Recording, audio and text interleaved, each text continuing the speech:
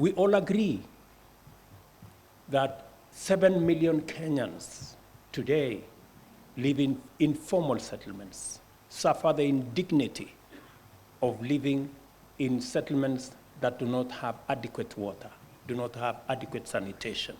They are our brothers and sisters.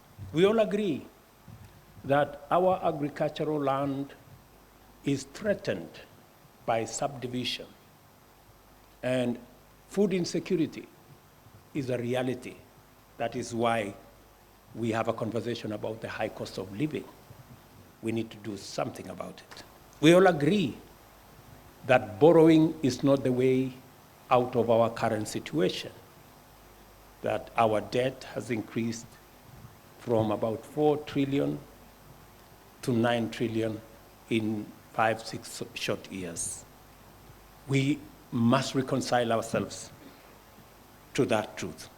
So, as we participate in this important debate on the finance bill, let us ask God to open our eyes and enable us clearly see the real choices that we have to make.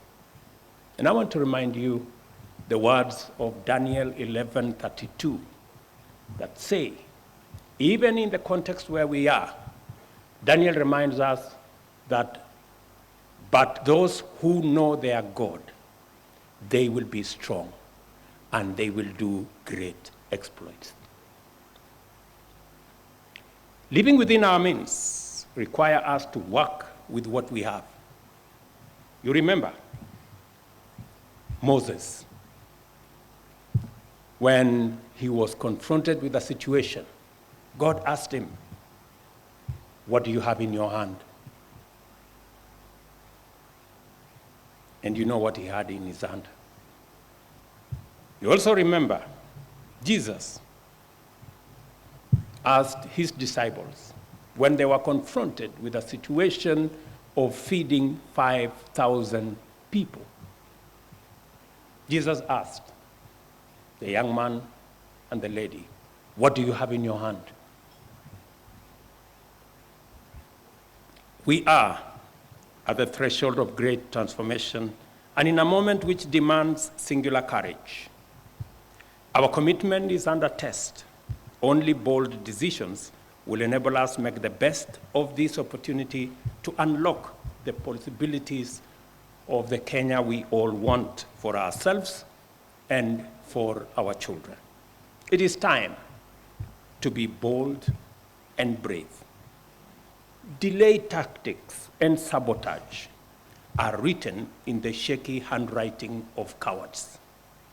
Excuses are the nails used to construct the coffin of failure.